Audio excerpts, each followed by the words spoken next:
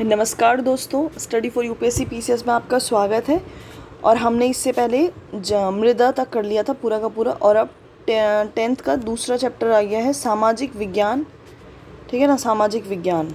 ठीक है, तो इसमें पहला चैप्टर है इसका संसाधन एवं विकास। मतलब 10th का जो दूसरा पार्ट होगा ना, उसकी किताब का जो पहला चैप्टर है उसमें संसाधन एवं विकास। चलिए, पहला क्वेश्चन है मनुष्य, एक मिनट इसको जूम कर देते हैं ताकि इधर, हाँ अब देखते हैं। मनुष्य, वनस्पति जात एवं प्राणी जात किस प्रकार के संसाधन हैं? आपको बताना है कि ये तीनों किस प्रकार के संसाधन हैं। ऑप्शंस हैं जैव संसाधन, अजैव संसाधन, नवीकरणीय या संभावी संसाधन। ये है जैव संसाधन। ठीक है, मनुष्य, वनस्पति, ये क्या है? जैव संसाधन। पढ़ लेते हैं एक्सप्लेनेशन। हमारे पर्यावरण में उपलब्ध प्रत्येक वस्तु जो हमारी आवश्यकताओं को पूरा करने के में प्रयुक्त की जा सकती है और जिसको बनाने के लिए प्रौद्योगिकी उपलब्ध है, जो आर्थिक रूप से संभाव्य और सांस्कृतिक रूप से मान्य है, वह एक संसाधन है। ठीक है ना, ये संसाधन की डेफिनेशन दे रखी है। उत्पत्ति के आधार पर इसको दो वर्गों में विभाजित किया जाता है संसाधन को, जैव और अजैव। ठीक है, जैव संसाधनों की प्राप्ति जैव मंडल से होती है। इनमें जीवन व्याप्त है, जैसे मनुष्य, वनस्पति जात, प्राणी जात, मत्स्य जीवन, जिनमें भी जीवन है वो सब जैव हैं, और जो निर्जीव होते हैं वो अजैव होते हैं, जैसे चट्टानें और धातुएं। चलिए, नेक्स्ट हो गया। नेक्स्ट क्वेश्चन, संसाधनों के वर्गीकरण से संबंधित आपको बताना है कि कौन सा युग्म सुमेलित है। पहला है समाप्यता के आधार पर नवीकरण और अनवीकरण योग्य, स्वामित्व के आधार पर राष्ट्रीय और अंतर्राष्ट्रीय, और विकास के स्तर पर संभावी संसाधन और संचित कोष। तो इसमें आपको सुमेलित कौन कौन से? तीनों ही सुमेलित हैं। इसका आंसर है हाँ, तीनों ही सुमेलित हैं। एक बार पढ़ लेते हैं एक्सप्लेनेशन। संसाधनों का वर्गीकरण निम्न प्रकार से किया जाता है। उत्पत्ति के आधार पर जैव संसाधन और अजैव होता है, और समाप्यता यानी कि समाप्त जो हो रहे हैं उनके आधार पर नवीकरण और अनवीकरणीय होते हैं। नवीकरण वे संसाधन हैं जिन्हें भौतिक, रासायनिक या यांत्रिक प्रक्रियाओं द्वारा नवीकृत या पुनः उत्पन्न किया जा सकता है, वो होते हैं नवीकरण। जैसे कि सौर ऊर्जा हो गई, पवन ऊर्जा, जल, वन, वन्य, इनको पुनः प्राप्त कर सकते हैं। अनवीकरणीय वो होते हैं जिन्हें हम इनका विकास एक लंबे भूवैज्ञानिक अंतराल में होता है, जैसे खनिज और जीवाश्म ईंधन। ठीक है ना, कौन कौन? खनिज और जीवाश्म ईंधन। स्वामित्व के आधार पर व्यक्तिगत संसाधन और सामुदायिक स्वामित्व वाले संसाधन, राष्ट्रीय संसाधन और अंतर्राष्ट्रीय संसाधन। और भी दे रखा है इन्होंने, हाँ ये पूरा ही दे दिया उन्होंने, एक्सप्लेनेशन पढ़ लेते हैं फिर भी। व्यक्तिगत संसाधन निजी व्यक्तियों के स्वामित्व में भी होते हैं। बहुत से किसानों के पास सरकार द्वारा आवंटित भूमि होती है, जिसके बदले में वे सरकार को लगान चुकाते हैं। बाग, चारागाह, तालाब और कुओं का जल आदि संसाधनों के निजी स्वामित्व के कुछ उदाहरण हैं। सामुदायिक स्वामित्व वाले संसाधन जो समुदाय के सभी सदस्यों को उपलब्ध होते हैं। गांव की शामिलात भूमि, जैसे चारण भूमि, शमशान भूमि, तालाब आदि नगरीय क्षेत्रों के सार्वजनिक पार्क, पिकनिक स्थल, खेल के मैदान वहाँ रहने वाले लोगों के लिए उपलब्ध हैं। विकास के आधार पर संभावी और विकसित संसाधन और संचित कोष। संभावी संसाधन वे संसाधन हैं जो किसी प्रदेश में विद्यमान होते हैं परंतु इनका उपयोग नहीं किया गया है। उदाहरण के तौर पर भारत के पश्चिमी भाग, विशेषकर राजस्थान और गुजरात में पवन और सौर ऊर्जा संसाधनों की अपार संभावना है, परंतु इनका सही ढंग से विकास नहीं हुआ है। विकसित संसाधन वे होते हैं जिनका सर्वेक्षण किया जा चुका है और उनके उपयोग की गुणवत्ता और मात्रा निर्धारित की जा चुकी है। भंडार पर्यावरण में उपलब्ध वे पदार्थ हैं जो मानव की आवश्यकताओं की पूर्ति कर सकते हैं, परंतु उपयुक्त प्रौद्योगिकी के अभाव में हमारी पहुंच से वो बाहर हैं। उदाहरण के लिए जल दो ज्वलनशील गैसों जैसे हाइड्रोजन और ऑक्सीजन का यौगिक है तथा यह ऊर्जा का मुख्य स्रोत बन सकता है, परंतु इस उद्देश्य से इनका प्रयोग करने के लिए हमारे पास आवश्यक तकनीकी ज्ञान का अभाव है। संचित कोष संसाधन भंडार का ही हिस्सा है जिन्हें उपलब्ध तकनीकी ज्ञान की सहायता से प्रयोग में लाया जा सकता है, परंतु इनका उपयोग अभी आरंभ नहीं हुआ है। इनका उपयोग भविष्य में आवश्यकता पूर्ति के लिए किया जा सकता है। बांधों का जल, वन आदि संचित कोष हैं जिनका उपयोग भविष्य में किया जा सकता है। ये सारे के सारे क्या थे? संसाधन के अलग अलग प्रकारों में जो बांटा हुआ है। नेक्स्ट क्वेश्चन है रियो डी जेनेरो जो पृथ्वी सम्मेलन हुआ था 1992 में, वो किन समस्याओं को हल ढूंढने का प्रयास किया गया है ना। इसमें आपको बताना है जो किन समस्याओं का हल ढूंढा गया था, एक प्रयास कर रहे थे। पर्यावरणीय समस्या, सामाजिक आर्थिक की विकास की समस्या, वन्य जीवों की तस्करी की समस्या। तो इसमें जो है ना वन्य जीव नहीं आएगा, ये केवल पर्यावरणीय और सामाजिक आर्थिक विकास की समस्या के लिए था। ये रियो डी जेनेरो पृथ्वी सम्मेलन भी बोलते हैं इसको। 1 और 2 इसका आंसर हो जाएगा। ठीक है, चलिए पढ़ लेते हैं इसको। जून 1992 में 100 से भी अधिक राष्ट्राध्यक्ष ब्राज़ील के शहर रियो डी जेनेरो में प्रथम अंतर्राष्ट्रीय पृथ्वी सम्मेलन में एकत्रित हुए। इस सम्मेलन का आयोजन विश्व स्तर पर उभरते पर्यावरण संरक्षण और सामाजिक आर्थिक विकास की समस्याओं का हल ढूंढने के लिए किया गया था। इस सम्मेलन में एकत्रित नेताओं ने भूमंडलीय जलवायु परिवर्तन और जैव विविधता पर एक घोषणा पत्र भी हस्ताक्षर किया। ठीक है ना। तो नेक्स्ट क्वेश्चन है एजेंडा 21 कह रहा है कि एजेंडा 21 घोषणा किस सम्मेलन से संबंधित है? क्योटो प्रोटोकॉल, मॉन्ट्रियल या पृथ्वी शिखर वार्ता जो भी हमने पढ़ा 1992 में पृथ्वी सम्मेलन जो था रियो डी जेनेरो ब्राज़ील के शहर में, या फिर जेनेवा प्रोटोकॉल। इसका आंसर हो जाएगा पृथ्वी शिखर। ये पृथ्वी सम्मेलन का ही हुआ था एजेंडा 21। पढ़ लेते हैं इसको। पृथ्वी शिखर सम्मेलन जो हुआ था रियो डी जेनेरो में भूमंडलीय वन सिद्धांतों पर सहमति जताई गई और 21वीं शताब्दी में सतत पोषणीय विकास के लिए एजेंडा 21 को स्वीकृति प्रदान की गई। एजेंडा 21 एक घोषणा है जिसे संयुक्त राष्ट्र पर्यावरण और विकास सम्मेलन के तत्वाधान में राष्ट्रीय अध्यक्षों द्वारा स्वीकृत किया गया। इसका उद्देश्य भूमंडलीय सतत पोषणीय विकास हासिल करना है। यह एक कार्यसूची है सतत पोषणीय विकास, ये इम्पॉर्टेंट है, ठीक है ना, सतत पोषणीय, जिसका उद्देश्य समान हितों, पारस्परिक आवश्यकताओं एवं सम्मिलित जिम्मेदारियों के अनुसार विश्व सहयोग के द्वारा पर्यावरणीय क्षति, गरीबी और रोगों से निपटना है। एजेंडा 21 का मुख्य उद्देश्य यह भी है कि प्रत्येक स्थानीय निकाय अपना स्थानीय एजेंडा 21 तैयार करे। ठीक है ना। ये क्या था? पृथ्वी सम्मेलन का जो वो था ना, क्या बोलते हैं, एजेंडा 21। पृथ्वी सम्मेलन कब हुआ? ठीक है, और कहाँ हुआ? ब्राज़ील के शहर में, रियो डी जेनेरो में। ठीक है, चलिए नेक्स्ट क्वेश्चन पे चलते हैं। ब्रेटलैंड आयोग रिपोर्ट का संबंध, ब्रेटलैंड आयोग रिपोर्ट का संबंध किससे है? जलवायु परिवर्तन के प्रभाव को कम करने के उपायों से, सतत पोषणीय विकास से, महिला सशक्तिकरण से या कुपोषण की समस्याओं से? इसका है सतत पोषणीय विकास से। ब्रेटलैंड आयोग रिपोर्ट का संबंध है। बहुत इंपॉर्टेंट क्वेश्चन है। चलिए पढ़ लेते हैं। अंतर्राष्ट्रीय स्तर पर व्यवस्थित तरीके से संसाधन संरक्षण की वकालत 1968 में क्लब ऑफ रोम ने की। तत्पश्चात 1974 में सुमेकर ने अपनी पुस्तक स्मॉल इज़ ब्यूटीफुल में इस विषय पर गांधी जी के दर्शन की एक बार फिर से पुनरावृत्ति की। 1987 में ब्रेटलैंड आयोग रिपोर्ट द्वारा वैश्विक स्तर पर संसाधन संरक्षण में मूलधार योगदान किया गया। इस रिपोर्ट ने सतत पोषणीय विकास, सस्टेनेबल डेवलपमेंट की संकल्पना प्रस्तुत की और संसाधन संरक्षण की वकालत की। यह रिपोर्ट बाद में हमारा साझा भविष्य, अवर कॉमन फ्यूचर शीर्षक से पुस्तक के रूप में प्रकाशित हुई। ये सारी एनसीईआरटी की पूरी लाइन है। सस्टेनेबल डेवलपमेंट क्या होता है ना, कि हम उतने ही मतलब संसाधनों का प्रयोग करें जितने हमें ज़रूरत है, हम आगे जो फ्यूचर हमारी जनरेशन है उनके लिए भी सुरक्षित रख सकें। सतत पोषणीय विकास वही होता है, संसाधनों का एक तरह से संरक्षण करना, ठीक है ना, ताकि हमारी भविष्य की जो पीढ़ी है वो भी उसका लाभ उठा सके। चलिए नेक्स्ट क्वेश्चन। निम्नलिखित में से कौन सी मानवीय क्रियाएं भूमि निम्नीकरण के लिए उत्तरदायी हैं? भूमि निम्नीकरण के लिए उत्तरदायी बतानी है आपको। खनन, वन उन्मूलन, अत्यधिक सिंचाई या अति पशुचारण, ये चारों कारण हैं इसके, उत्तरदायी हैं ये भूमि निम्नीकरण के मानवीय क्रियाएं। तो इसमें आ जाएगा उपयुक्त सभी, देख लेते हैं। हाँ, जैसे मानवीय क्रियाएं जैसे वन उन्मूलन हो गया, पशुचारण, खनन, सिंचाई हो गई, ये सभी की सभी भूमि निम्नीकरण में मुख्य भूमिका निभाते हैं। चलिए आगे भी दे रखा है इन्होंने, हाँ दे तो रखा है। खनन के उपरांत खदानों वाले स्थानों को गहरी खाइयों और मलबे के साथ खुला छोड़ दिया जाता है। खनन के कारण वन उन्मूलन भी होता है, जो भूमि निम्नीकरण का एक कारण है। गुजरात, राजस्थान, मध्य प्रदेश और महाराष्ट्र में अति पशुचारण भूमि निम्नीकरण का मुख्य कारण है। वहीं अत्यधिक सिंचाई से उत्पन्न जलाक्रांता भी भूमि निम्नीकरण के लिए उत्तरदायी है, जिससे मृदा में लवणीयता और क्षारीयता बढ़ जाती है। खनिज प्रक्रियाएं जैसे सीमेंट उद्योग में चूना पत्थर को पीसना, मृदा बर्तन उद्योग में चूने और सिलखड़ी के प्रयोग से बहुत अधिक धूल की परत भूमि पर जम जाती है, तो मृदा की जल सोखने की प्रक्रिया अवरुद्ध हो जाती है। Next question. मृदा निर्माण प्रक्रिया में निहित महत्वपूर्ण कारकों में से कौन कौन से उत्तरदायी हैं? आपको बताना है इनमें से मृदा निर्माण की प्रक्रिया में, ठीक है। उच्चावच, वनस्पति, जलवायु, समय, तो इसमें भी चारों ही होंगे, ठीक है ना, चारों ही इसमें इसके कारक हैं। चलिए पढ़ लेते हैं। मृदा सबसे महत्वपूर्ण नवीकरणीय योग्य प्राकृतिक संसाधन है। यह पौधों के विकास का माध्यम है जो पृथ्वी पर विभिन्न प्रकार के जीवों को पोषण प्रदान करती है। मृदा बनने की प्रक्रिया में उच्चावच, जनक शैल, संस्तर शैल, जलवायु, वनस्पति, अन्य जैव पदार्थ, समय प्रमुख कारक हैं। प्रकृति के अनेक तत्व जैसे तापमान परिवर्तन, बहते जल की क्रिया, पवन, हिम नदी और अपघटन क्रियाएं आदि मृदा बनने की प्रक्रिया में योगदान देती है।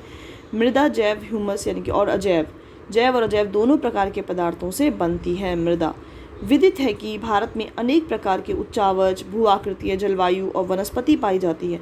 इस कारण इस उपमहाद्वीप में अनेक प्रकार की मृदाएं विकसित हुई हैं। चलिए नेक्स्ट क्वेश्चन है कि जलोढ़ मृदा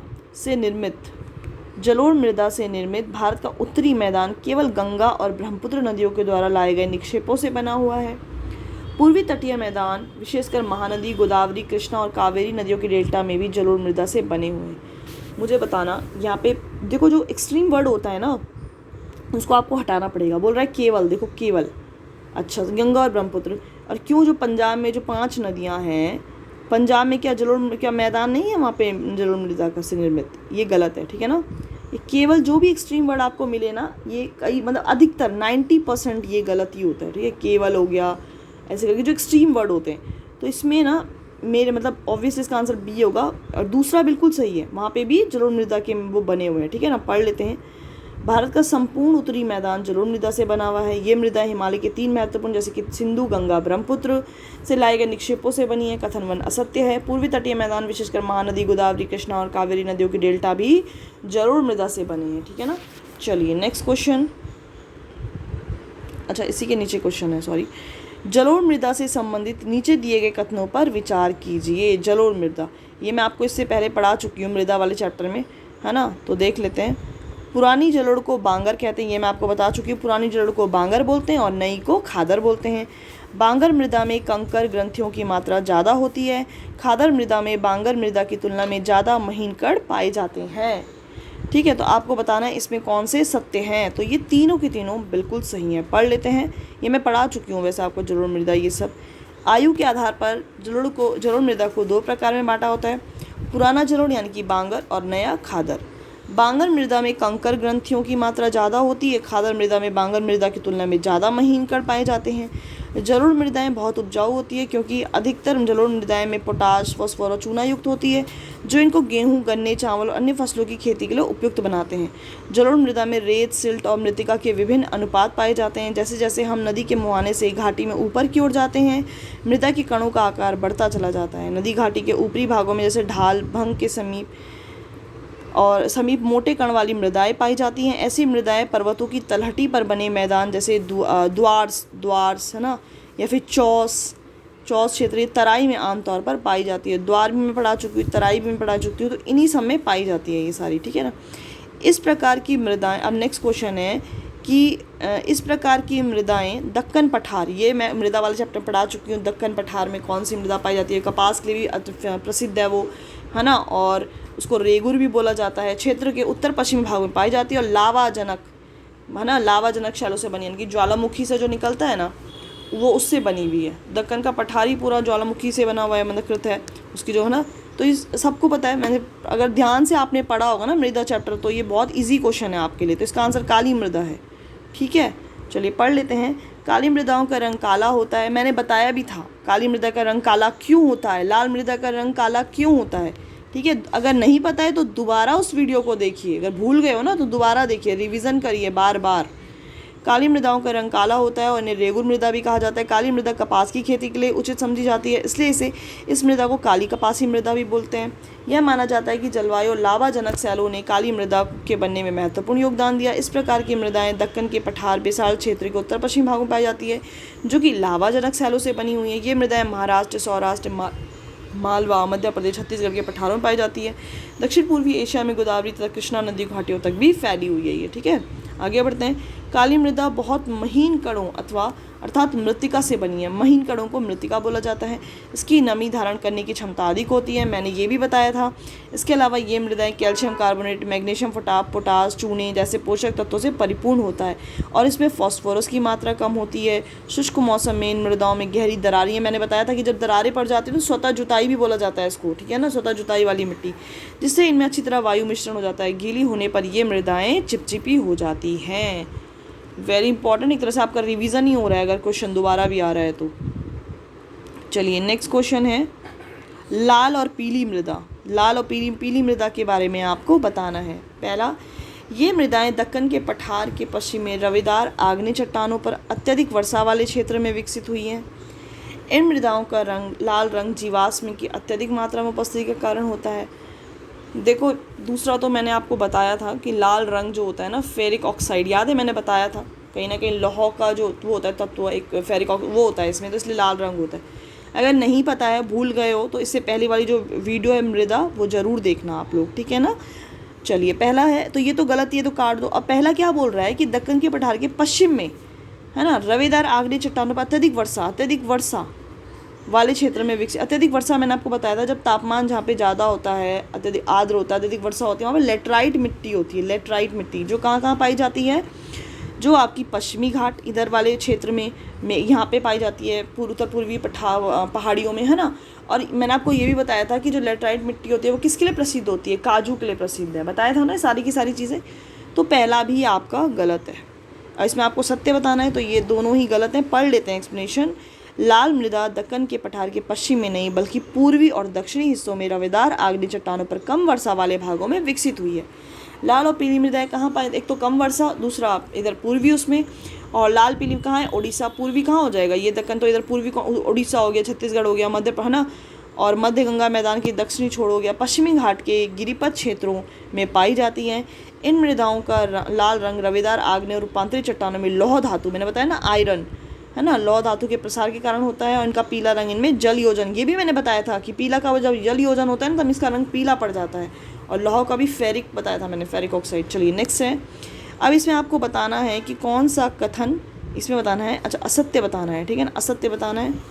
तो पहला है कि यह मृदा उच्च तापमान अत्यधिक वर्षा वाले क्षेत्रों में विकसित होती है ना। ये मैं आपको ऊपर ही बता चुकी हूँ, और जो इससे पहले चैप्टर था वो भी बता चुकी हूँ, तो ये तो सबको पता होगा, सही बोल रहा है ये। दूसरा बोल रहा है इस मृदा में ह्यूमस की अत्यधिक मात्रा पाई जाती है, देख लेते हैं इसको। तीसरा बोल रहा है इस प्रकार की मृदा में अत्यधिक मात्रा में खाद और रासायनिक उर्वरक डालकर खेती की जा सकती है, ये भी मैंने बताया था कि अनुपजाऊ होती है, लेकिन इसमें खाद और रासायनिक उर्वरक डालते हैं तब इसमें खेती की जाती है। और लाल लेटराइट मृदा, ये मैं अभी बता चुकी हूँ कि काजू की फसल के लिए उपयुक्त है, तो अभी ये भी बता चुकी हूँ, ये भी बता चुकी हूँ मैं, है ना। और ये इससे पहले वाले चैप्टर में बता चुकी थी, लेकिन इसमें ह्यूमस की मात्रा नहीं पाई जाती, याद है मैंने बताया था कि ह्यूमस की मात्रा नहीं पाई जाती इसमें, ठीक है ना। चलिए, तो ये असत्य बताना था, तो दूसरा कथन असत्य है। देखो इसमें कम पाई जाती है ह्यूमस की मात्रा, क्योंकि अत्यधिक तापमान के कारण क्या होता है ना, जैविक पदार्थों को अपघटित करने वाले बैक्टीरिया नष्ट हो जाते हैं। और ये मृदा कहाँ पाई जाती है, कर्नाटक, केरल, तमिलनाडु, मध्य प्रदेश, उड़ीसा, असम के पहाड़ी क्षेत्रों में पाई जाती है। मृदा संरक्षण की उचित तकनीक अपनाकर इन मृदाओं पर कर्नाटक, केरल, तमिलनाडु में चाय और कॉफ़ी उगाई जाती है। और ये लाल लेटराइट जो मृदा होती है वो काजू के लिए प्रसिद्ध है ना, तमिलनाडु, आंध्र प्रदेश, केरल में। नेक्स्ट है मरुस्थलीय मृदाओं की विशेषताओं के संदर्भ में आपको बताना है। ये मृदाएं रेतीली और लवणीय होती हैं। इन मृदाओं में ह्यूमस और नमी की मात्रा कम होती है। इस प्रकार की मृदाओं के नीचे की परतों में चूने के कंकर की सतह पाई जाती है। पहले क्वेश्चन देख लेते हैं कि क्या बोल रहे, क्या पूछना चाह रहा है। अच्छा सत्य पूछ रहा है ना, वो क्या पूछ रहा है, सत्य। तो इसमें तीनों ही बिल्कुल सही हैं, पढ़ लेते हैं एक्सप्लेनेशन, तीनों ही सही हैं, ठीक है ना। मरुस्थलीय मृदा का रंग लाल और भूरा होता है। ये मृदाएं आमतौर पर रेतीली और लवणीय होती हैं। कुछ क्षेत्रों में नमक की मात्रा इतनी अधिक है कि यहाँ की झीलों से जल वाष्पीकृत करके खाने का नमक भी बनाया जाता है। शुष्क जलवायु और उच्च तापमान के कारण जल वाष्पन की दर अधिक है। मृदाओं में ह्यूमस और नमी की मात्रा कम होती है। मृदा की सतह के नीचे कैल्शियम की मात्रा बढ़ती चली जाती है और नीचे की परतों में चूने के कंकर की सतह पाई जाती है, जिसके कारण मृदा में जल अंतः सयंदर इनफिल्ट्रेशन अवरुद्ध हो जाता है, ठीक है ना, अवरुद्ध ना रुक जाता है। चलिए आगे बढ़ते हैं। नेक्स्ट क्वेश्चन है, सत्य बताना है इसमें, ठीक है ना। बहता जल मृत्तिका युक्त मृदाओं को काटते हुए गहरी वाहिकाएं बनाता है, जिसे अवनालिकाएं कहते हैं। ये भी मैं इससे वाले चैप्टर में बता चुकी हूँ। दूसरा है जब ऊपरी मृदा घुलकर जल के साथ बह जाती है तो इसे चादर अपरदन कहा जाता है, शीट इरोजन कहा जाता है। जब ऊपरी मृदा घुलकर जल के साथ बह जाती है ना, शीट इरोजन। ये बिल्कुल सही है, ये दोनों के दोनों सही। ये पहला तो मैं बता चुकी थी पहले वाले चैप्टर में, और दूसरा अब आपको पता चल गया शीट इरोजन किसको बोला जाता है, जब जो ऊपर की जो मृदा होती है वो जल के साथ घुलकर बह जाए। तो ये दोनों सही हैं, बिल्कुल सही। पढ़ लेते हैं। मृदा की कटाव और उसके बहाव की प्रक्रिया को मृदा अपरदन कहा जाता है। मृदा के बनने और अपरदन की क्रियाएं आमतौर पर साथ साथ चलती हैं, दोनों में संतुलन होता है। बहता हुआ जल मृत्तिका युक्त मृदा को काटते हुए गहरी वाहिकाएं बनाता है, जिन्हें अवनालिकाएं कहते हैं, जो भूमि जोतने योग्य नहीं रहती हैं। उसे उत्खात भूमि, याद है मैंने बताया था, उत्खात चंबल वाला है ना, बीहड़ वाला क्षेत्र। चंबल बेसिन में ऐसी भूमि को खड्ड या खड्ड भूमि कहा जाता है। कई बार जल विस्तृत क्षेत्र को ढके हुए ढाल के साथ नीचे की ओर बहता है। ऐसी स्थिति में इस क्षेत्र की ऊपरी मृदा घुलकर जल के साथ बह जाती है। इसे चादर अपर्दन कहते हैं। चलिए नेक्स्ट है, पंजाब में भूमि निम्नीकरण आपको बताना है। इसके क्या कारण है? मैं आपको इससे पहले मृदा वाले चैप्टर में आया था हरित क्रांति, और बताया था मैंने कि वहाँ पे बहुत ही ज़्यादा भूमि एक तरह से निम्नीकरण हो रहा है ना, भूमि का बंजर हो रही है भूमि एक तरह से। वो क्यों हो रही है? तो मैंने बताया था जो हरित क्रांति के क्षेत्र थे वहाँ क्या हुआ था, पढ़ लेते हैं। ऑप्शन गहन खेती, वन उन्मूलन, अधिक सिंचाई और अतिचारण। तो मैंने आपको बताया अधिक सिंचाई, हरियाणा हो गया, पंजाब हो गया, पश्चिमी यूपी हो गया, यहाँ ना हरित क्रांति के टाइम पे क्या हुआ था ना, बहुत ज़्यादा सिंचाई वगैरह हुई थी। तो अधिक सिंचाई की वजह से क्या हो रहा है, भूमि निम्नीकरण हो गई है। तो देख लेते हैं अधिक सिंचाई। भूमि एक ऐसा संसाधन है जिसका उपयोग हमारे पूर्वज करते आए हैं, भावी पीढ़ी भी इस भूमि का उपयोग करेगी, है ना। कुछ मानव क्रियाएं जैसे वन उन्मूलन हो गया, अति पशुचरण और खनन ने भी भूमि के निम्नीकरण में मुख्य भूमिका निभाई। लेकिन पंजाब, हरियाणा और पश्चिमी उत्तर प्रदेश में अधिक सिंचाई भूमि निम्नीकरण के लिए मुख्य रूप से उत्तरदायी है। अतः सिंचन से उत्पन्न जलाक्रांता भी भूमि निम्नीकरण के लिए उत्तरदायी होता है, क्योंकि इससे क्या होता है ना, मृदा में लवणीयता और क्षारीयता बढ़ जाती है। चलिए नेक्स्ट क्वेश्चन। अच्छा, इसका एक्सप्लेनेशन थोड़ा सा और दे रखा है कि खनन के कारण झारखंड, छत्तीसगढ़, मध्य प्रदेश और ओडिशा जैसे राज्यों में वन उन्मूलन भूमि निम्नीकरण का कारण बना है। गुजरात, राजस्थान, मध्य प्रदेश और महाराष्ट्र में अति पशुचरण भूमि निम्नीकरण का मुख्य कारण है। तो नेक्स्ट क्वेश्चन है कि निम्नलिखित में से सीढ़ीदार सोपानी खेती की जाती है। ये भी मैं आपको बता चुकी हूँ, सीढ़ीदार और क्यों की जाती है ये मैं बता चुकी हूँ ना। इस टाइप में सीढ़ीदार खेती की जाती है ऐसे। तो पंजाब में, हरियाणा में, उत्तर प्रदेश का मैदानी भाग में, पश्चिमी और मध्य हिमालय में। पंजाब, हरियाणा ये सब क्या है, प्लेन है, मैदान है ये। इनमें क्यों की जाएगी भाई, ऑब्वियसली पश्चिमी और मध्य हिमालय में, ठीक है ना। इनमें क्या की जाती है, सीढ़ीदार खेती। तो ये मैंने बताया भी था, मेड़ बनाते हैं जिससे उसको जो ऊपरी जो एक तरह से अपर्दन को रोका जा सके, है ना। ये भी एक कारण होता है, मतलब एक वो कर सकते हैं हम सीढ़ीदार खेती के लिए, बताया था, है ना। अच्छा बताया था ये वाला। तो और भी बहुत सारे रीज़न है। पानी की कमी होती है हिमालय वगैरह में, तो क्या होता है ना, पानी इधर से आता है तो पहले इस खेत में, फिर यहाँ से इस खेत में से पानी वेस्ट नहीं होता ऐसे में, ठीक है ना। और पहाड़ भी कैसे होते हैं, पहाड़ भी पता है सबको, यूँ ऐसे से करके होते हैं। तो कैसे वहाँ पे ऐसे प्लेन सीधी करके वहाँ सीढ़ीदार खेती की जा सकती है। चलिए पढ़ लेते हैं एक्सप्लेनेशन। ढाल वाली भूमि पर समोच्च रेखाओं के समानांतर हल चलाने से ढाल के साथ जल बहाव की गति घटती है, इसे समोच्च जुताई कहा जाता है। ढाल वाली भूमि पर सोपान बनाए जा सकते हैं। सोपान कृषि अपर्दन को नियंत्रित करती है। पश्चिमी और मध्य हिमालय में सोपान या सीढ़ीदार कृषि विकसित है। बड़े खेतों को पट्टियों में बांटा जाता है। फसलों के बीच में घास की पट्टियाँ उगाई जाती हैं। ये पवनों द्वारा जनित बल को कमज़ोर करती है। इस तरीके को पट्टी कृषि यानी कि स्ट्रिप फार्मिंग कहते हैं। और पेड़ों की कतारों में लगाकर रक्षक मेखला, शेल्टर बेल्ट बनाने से भी पवनों की गति कम होती है। ये सब के सब अपर्दन, एक तरह से अपर्दन को रोकने के उपाय भी हैं। ये आप लिख सकते हो, रक्षक मेखला लगाकर पेड़ों के कतार, हो ना। इन रक्षक पट्टियों का पश्चिम भारत में रेत के टीलों के स्थायीकरण में महत्वपूर्ण योगदान रहा है। चलिए नेक्स्ट क्वेश्चन। अच्छा, यहाँ पे ये वाला चैप्टर भी ख़त्म हो गया, ठीक है ना। और नेक्स्ट वीडियो में हम नेक्स्ट चैप्टर करेंगे, ठीक है, नेक्स्ट चैप्टर करेंगे। और देखो आपका मृदा वगैरह इसके साथ साथ कितना मतलब रिवीजन भी हो रहा है आपका, है ना, साथ साथ। चलिए फिर कुछ भी सजेशन आपको देना होगा तो आप मुझे कमेंट में दे सकते हैं। Thank you so much.